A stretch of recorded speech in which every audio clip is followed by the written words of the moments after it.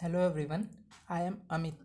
Today we will study a very interesting as well as important topic as per exam point of view, which is coral reef.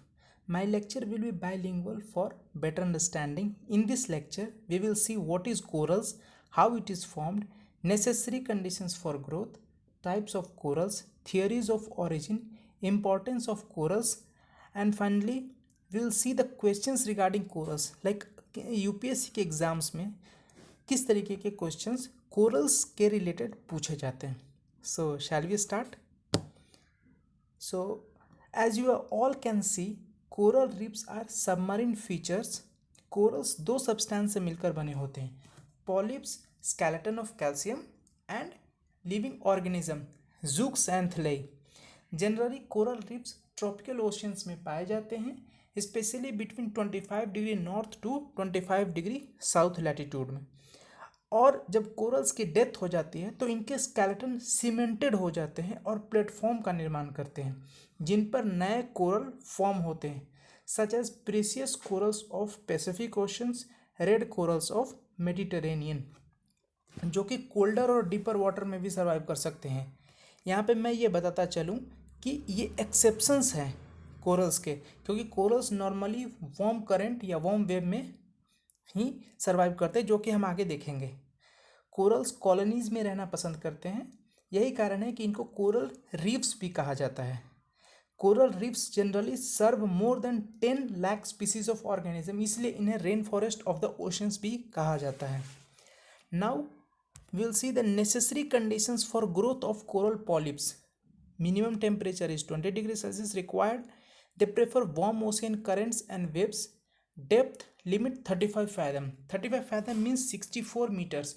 इसके below coral survive नहीं कर पाते. Water should be salty and sediment free.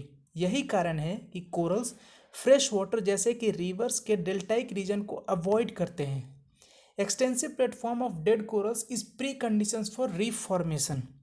Corals उन regions को prefer करते हैं जहां human interference minimal हो.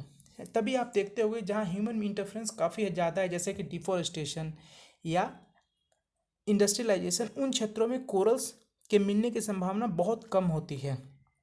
Now we will see the types या stages of coral formation. Here you can see fringing reef, barrier reef, atoll.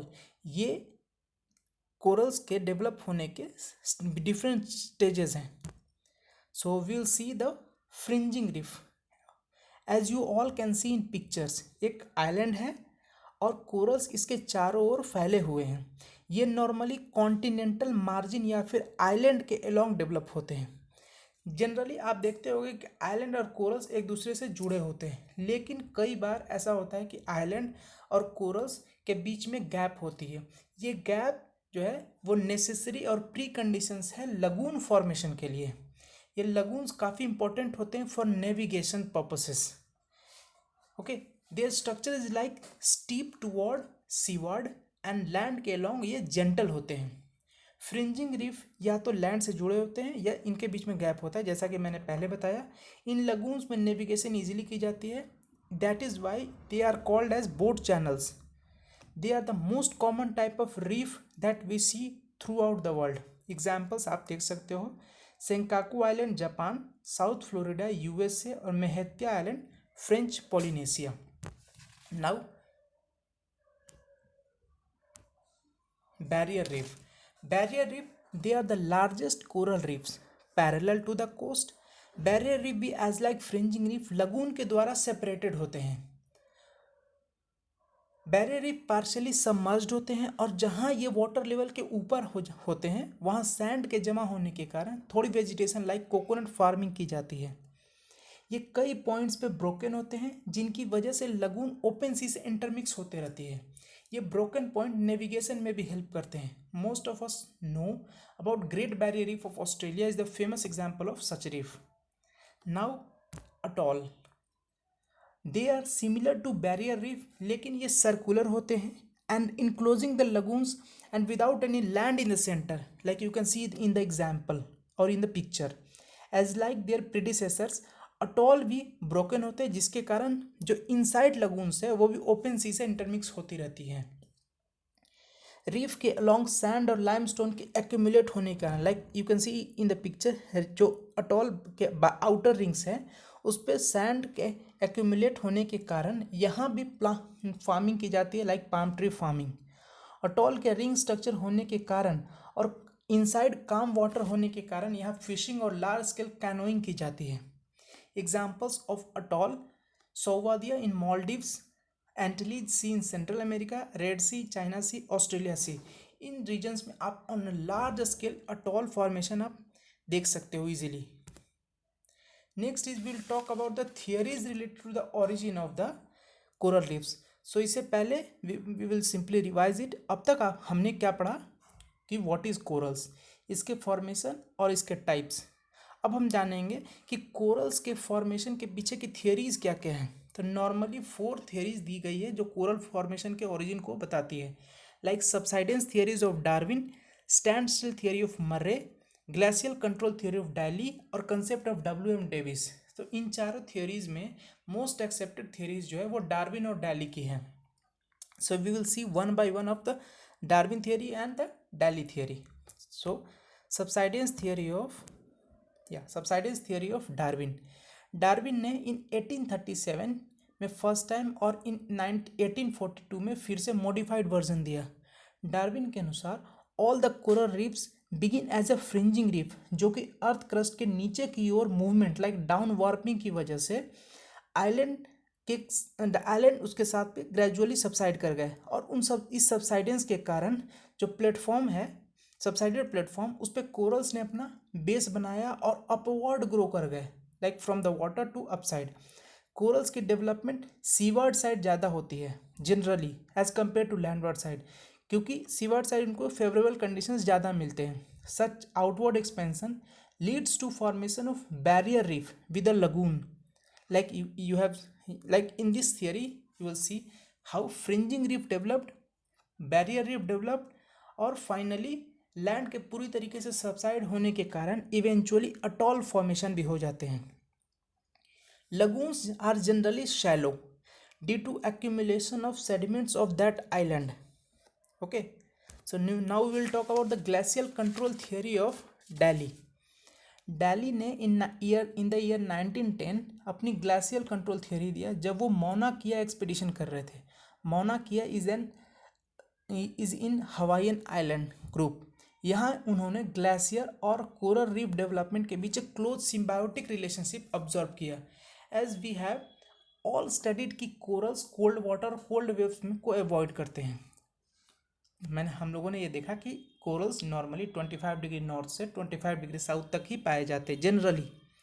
So due to absence of coral during peak of ice age, Cretaceous period या you can say Pleistocene ice age के दौरान island के अपर और lower part Erode हो गए, और interglacial period के upcoming के साथ लाइक वार्मिंग पीरियड जब आए या कोल्ड आइस एज ख़त्म हुए और वार्म पीरियड जब शुरू हुआ तो कोरल उन क्षेत्रों में फ्लरिश करने लगे, और उनका जो बेस था वो वही इरोडेड प्लेटफॉर्म्स था जो कि आइस एज के दौरान इरोड कर गए थे। So even today atolls are visible on those island groups. तो यहाँ तक हम लोगों ने देखा जो थियरीज जो डायली और डार्विन ने दी कि how coral has been developed throughout the year.